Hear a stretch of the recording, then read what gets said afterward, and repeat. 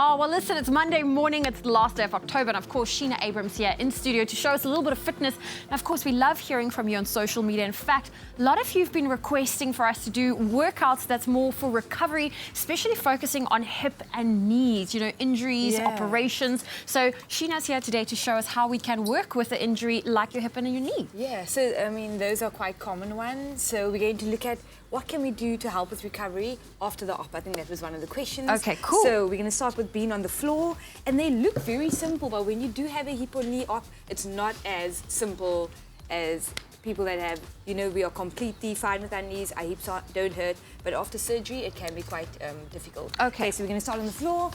And very important, because you've had an op, and make sure you've always asked your physician that you can continue with these exercises.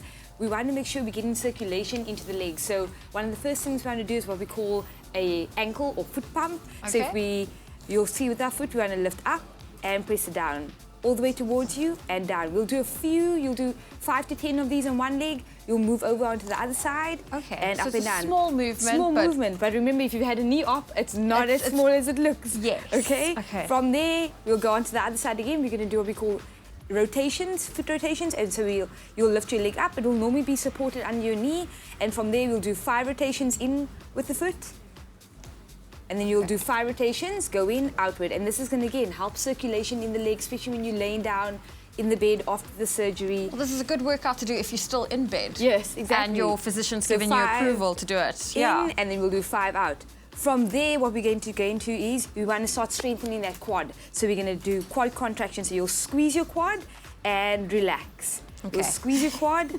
and relax. So for us, it seems really simple, but at home, it's not going to be that simple if you've had a knee op.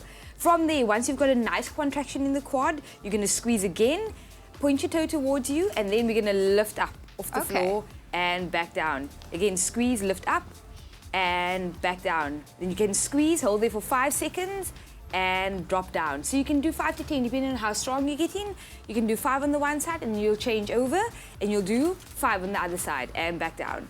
Squeeze your leg, 5 up. You actually really have to concentrate to activate the quad muscle. Exactly, and you can imagine if you've had a knee op, you're trying to get that contraction back in the quad again, and it's not as easy. From there, we'll go on to the chair. Okay. Okay, so once we've got circulation. So we'll do one more on this. That's it, and we got some contraction in the quad. We'll lift up, and then our last one, again, squeezing the quad.